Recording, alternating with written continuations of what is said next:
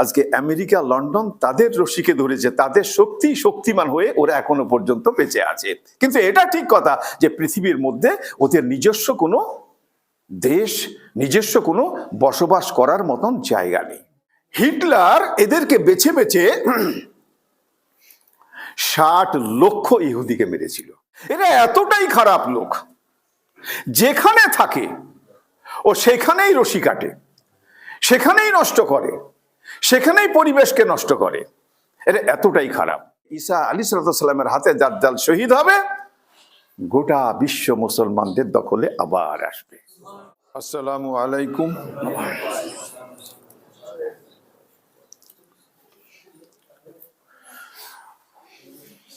আউযু বিল্লাহি মিনাশ শাইতানির রাজিম। বিসমিল্লাহির রহমানির রহিম। সুবহানাকা লা ইলমা লানা ইল্লা মা আল্লামতানা ইন্নাকা আনতাল আলিমুল হাকিম। বিসমিল্লাহির রহমানির রহিম। রব্বি ইশরাহ লি সাদরি ওয়া ইয়াসসির লি আমরি ওয়াহলুল উকদাতাম মিন লিসানি ইয়াফকাহু কাওলি। আলহামদুলিল্লাহি কাফা ওয়া সালামুন আলা ইবাদিহিল্লাযিনা ইসতাফা ফা আম্মা বাদ। মাইকে ধরছে কথা, এতে ধরছে সাউন্ড বক্সে। সমস্ত প্রশংসা গুণকীর্তন ওই আল্লাহ পাকের জন্য, যে আল্লাহ পাক আজ পবিত্র জুমার দিনে আমাদের আল্লাহর হুকুমকে তামিল করার জন্যই আল্লাহ পাক হেদায়েত করেছেন, যার ফলে আমরা এই জুম্মার ঘরে আসতে পেরেছি। সে কারণে আমরা আল্লাহর প্রশংসা কীর্তন করি, বলি আলহামদুলিল্লাহ। তাজেদারে মদিনা দুলালে আমিনা সাইয়্যিদুল আউয়ালিন ওয়াল আখিরিন ইমামুল আম্বিয়া হযরতে মুহাম্মদ সাল্লাল্লাহু আলাইহি ওয়াসাল্লাম। আল্লাহ পাক দুনিয়াতে যাকে না পাঠালে আমরা এত কথা বলছি, এত কথা শুনছি, এগুলো জানতামই না, শিখতেও পারতাম না। জান্নাত কি জাহান্নাম কি এটাও জানতাম না, ভালো মন্দ বুঝতাম না, এসব দুনিয়া কি আখিরাত কি জানতাম না। আল্লাহ পাক চান যে তার প্রতিটি বান্দা জান্নাতে চলে যাক। এই যে শিক্ষা জানাবে রাসূল সাল্লাল্লাহু আলাইহি ওয়াসাল্লামের মাধ্যমে আমাদেরকে দিয়েছে। শুধু তাই নয়, আমাদের এই নবীকে এত মর্তবা দান করেছেন আল্লাহ পাক যে কিয়ামতের মাঠে মাকামে মাহমুদ নামক একটা চেয়ার দান করবেন, যে চেয়ারে বসে আমাদের মতো গুনাহগার উম্মত চলতে ফিরতে ভুল করি, অথচ ঈমানও আনি, বন্দেগীও করি, ইবাদতও করি, ভুলও হয়।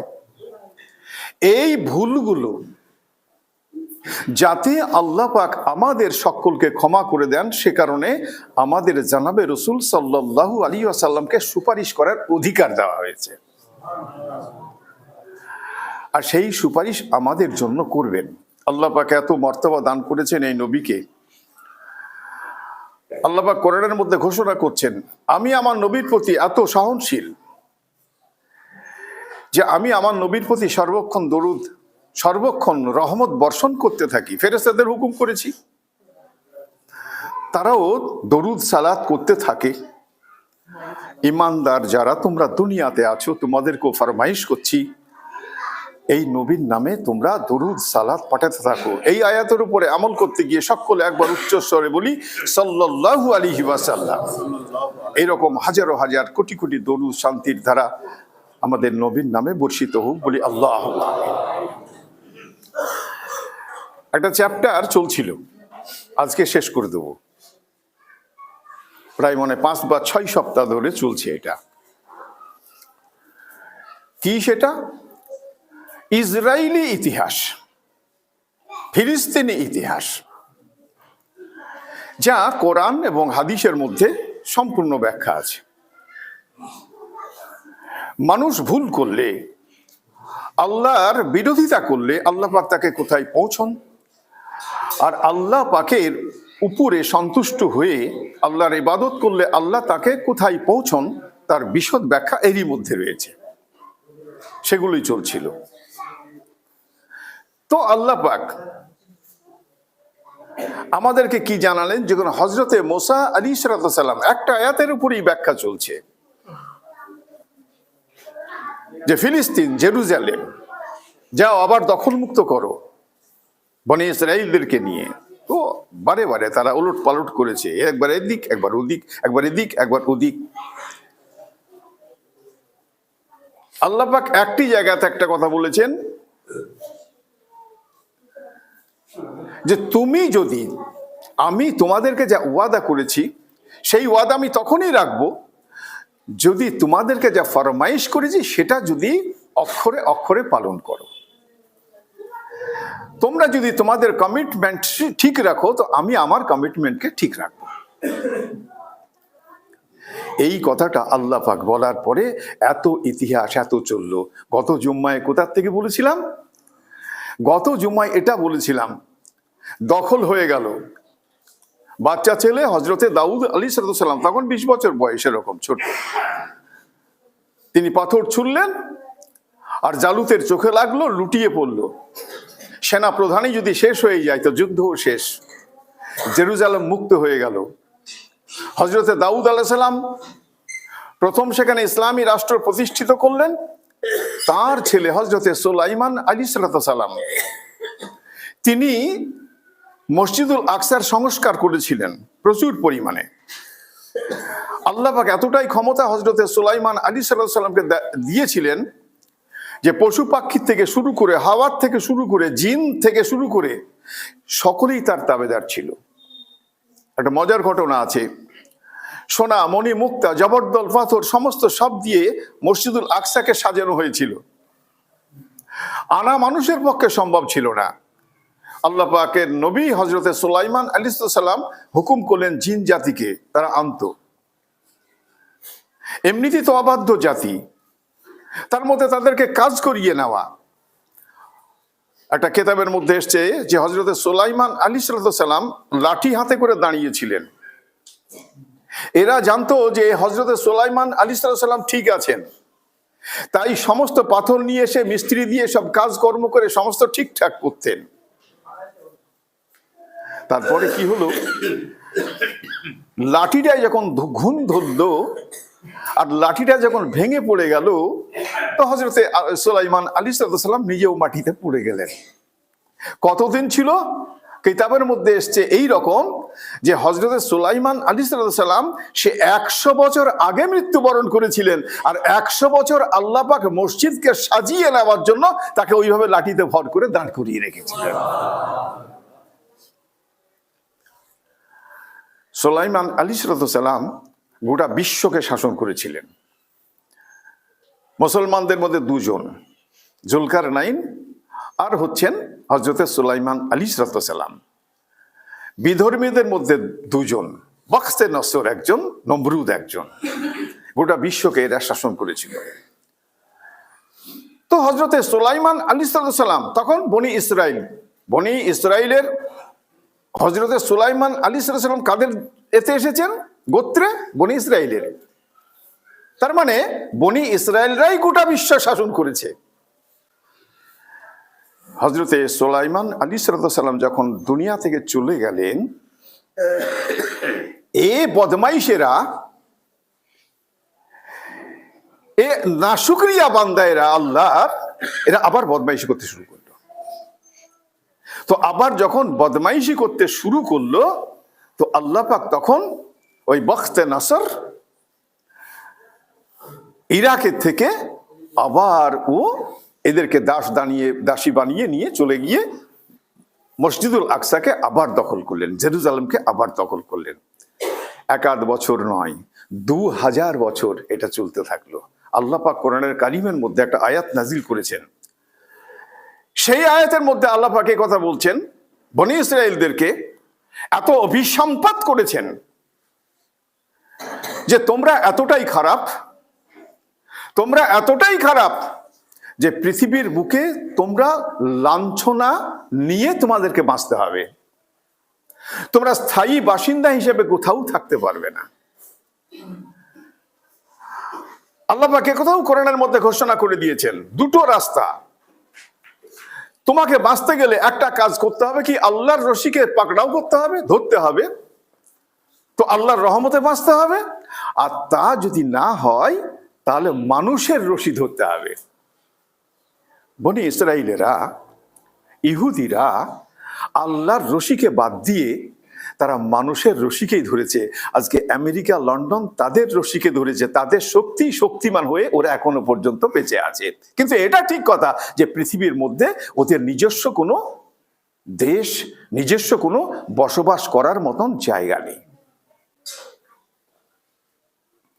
কি হলো, যখন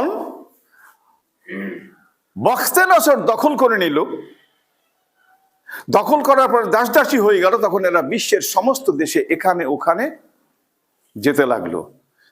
জার্মানিতে সব থেকে বেশি ছিল। এরা এতটাই খারাপ লোক, যেখানে থাকে ও সেখানেই রশি কাটে, সেখানেই নষ্ট করে, সেখানেই পরিবেশকে নষ্ট করে। এরা এতটাই খারাপ। তো কি হলো, 1930 সাল থেকে এরা, বেশি দিনের কথা নয়, এতদিন চলে আসতে আসতে 1930 সাল থেকে এরা ভাবলো যে আমাদের একটা জায়গাতে, এদিকে এদেশ সেদেশ এখানে ওখানে পড়ে আছি, একটা জায়গায় আমাদের থাকা দরকার। তা ওরা কি করলো, আস্তে আস্তে আস্তে আস্তে আস্তে তখন এই জেরুজালেমেই আসতে শুরু করলো। কিছু লোক আসলো, এসে তখন মুসলমানদের দখলে জেরুজালেম। আর এরা তো এমনিতেই খুব দয়ালু, মুসলমানরা অত্যন্ত দয়ালু। তো ওরা এসে বললো তোমরা একটু থাকতে জায়গা দাও, বিশ্বের কোনো রকম আমাদের জায়গা নেই, লাঞ্ছিত হয়ে ঘুরে বেড়াচ্ছি, অপমানিত হয়ে ঘুরে বেড়াচ্ছি। তো তখন জেরুজালেমের লোক, তারাও চাষবাস করে, এদেরকেও একটু জায়গা দিল, বলে থাকো, কি করবে, চারিদিকে ঘুরে ঘুরে বেড়াচ্ছ, থাকার জায়গা নাই, বসবাসের জায়গা নেই, তো ঠিক আছে থাকো। এই প্রথম 1930 সালে তখন ওদেরকে থাকতে একটু জায়গা দিল। এরাও একটু একটু করে আসতে লাগলো। তারপরে 1947 সালে দ্বিতীয় বিশ্বযুদ্ধ হলো। এরা এতটাই খারাপ ছিল যে জার্মানির সব থেকে বেশি লোক মেরেছিল কে, নাম ছিল কি, হিটলার। হিটলার এদেরকে বেছে বেছে 60 লক্ষ ইহুদিকে মেরেছিল। আর এদের তাড়নাতে এই জার্মান থেকে এরা তখন বেরিয়ে এসে, এদের বাক্য আর অন্য কিছু নয়, এই জেরুজালেমে ফিরে এসে যে আমাদেরকে হিটলার শেষ করে দিয়েছে, আমাদের মেরে দিয়েছে, তোমরা আমাদের থাকতে দাও, আমাদের আর থাকার জায়গা নেই, আমরা বড় অসহায়। মুসলমানদের জানতো এমনিতেই নরম, ওদেরকে থাকতে দিল।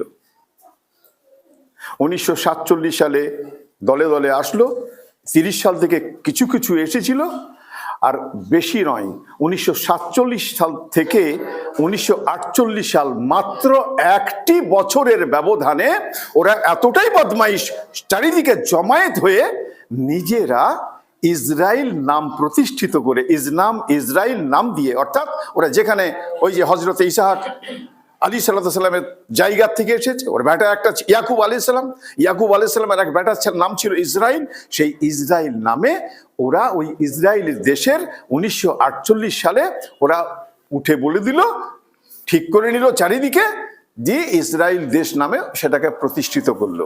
সব থেকে ইসলামের দুশ্মন পৃথিবীর সমস্ত ধর্মের লোকেরা।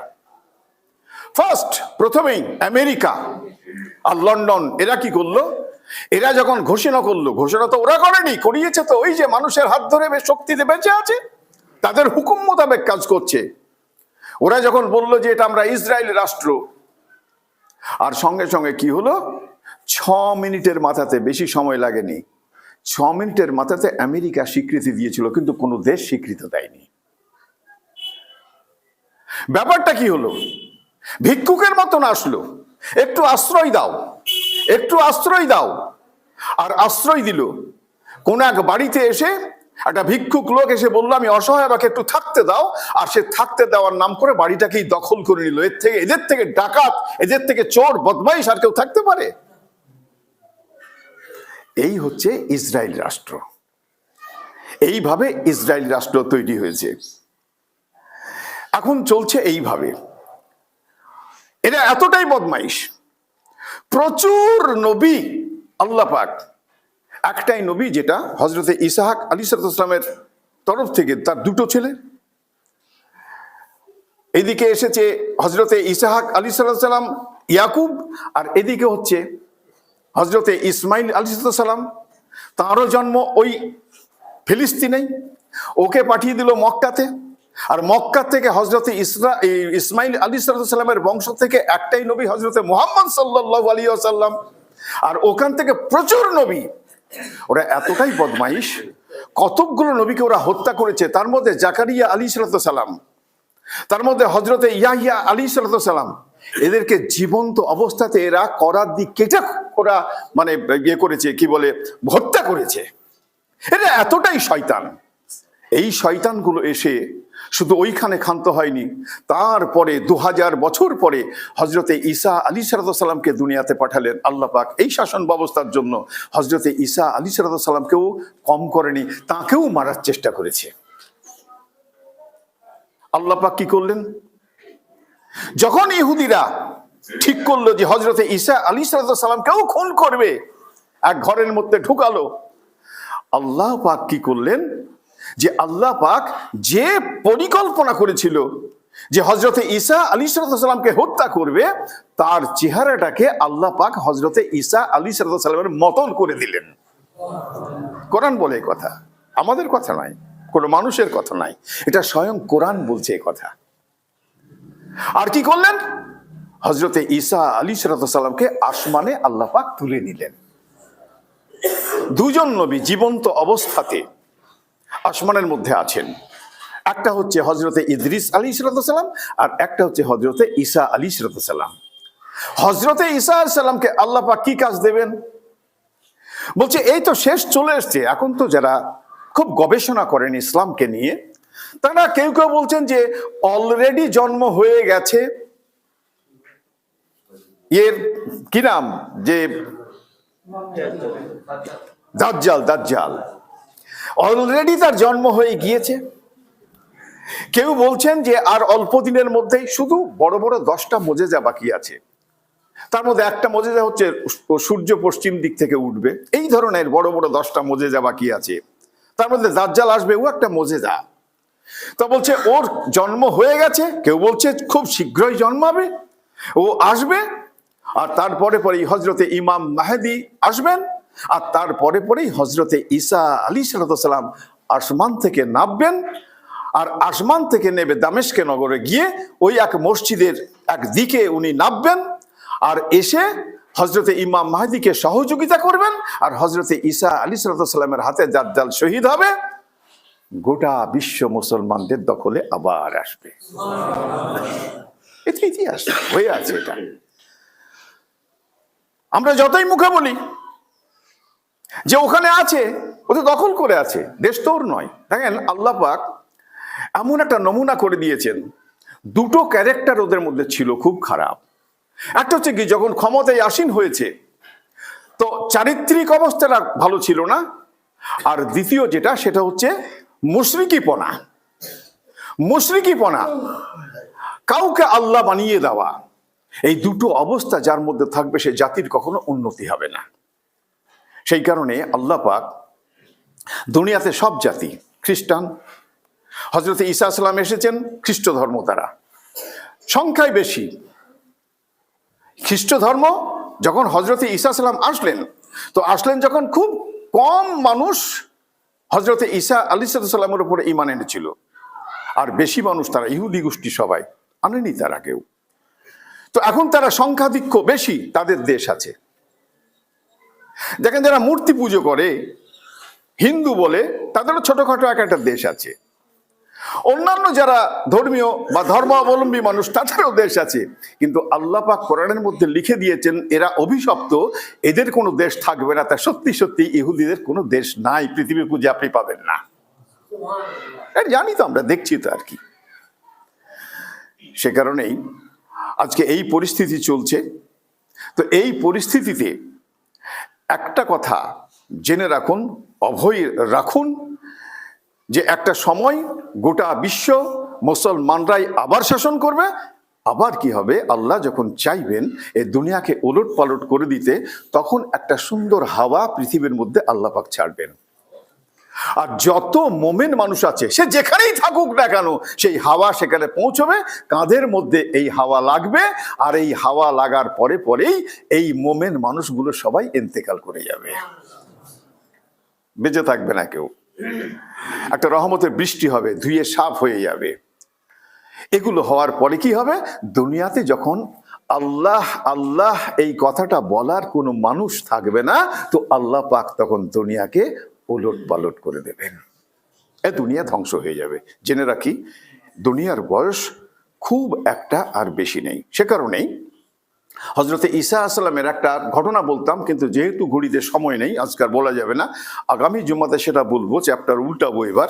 এটা মোটামুটি এই ইতিহাসটা, ফিলিস্তিনের ইতিহাস, জেরুজালেমের ইতিহাস, কোরআন কি বলছে, হাদিস কি বলছে, ইসলামিক ইতিহাস কি বলছে, এটা সব মানুষের জানা উচিত ছিল। এটা আমার মনে হয়েছিল। আমি সেই কারণে 5 থেকে 6 জুম্মা, যদি 5 জুম্মাও হয় তাহলে কত, যদি 20 মিনিট করে যদি কথা বলে থাকি, তা 5 20 100, অর্থাৎ 1.5 ঘন্টা, তার থেকে বেশি যদি এক জায়গাতে বসে বয়ানটা করা হতো, তাহলে এত সময় 2 ঘন্টা 1.5 ঘন্টা সময় লেগে যেত। আমি কেটে কেটে কেটে কেটে আপনাদের সামনে তুলে ধরার চেষ্টা করেছি। আশা করি যে জেরুজালেম ফিলিস্তিনের ইতিহাস কি, কোরআন এবং হাদিস কি বলেছে, আল্লাহ পাক কি বলতে চেয়েছেন, একটু একটু বলতে পেরেছি। আমরা হয়তো একটু একটু বুঝতেও পেরেছি। আল্লাহ পাক আমাদের বোঝার তৌফিকও দিয়েছেন হয়তো, ইনশাআল্লাহ।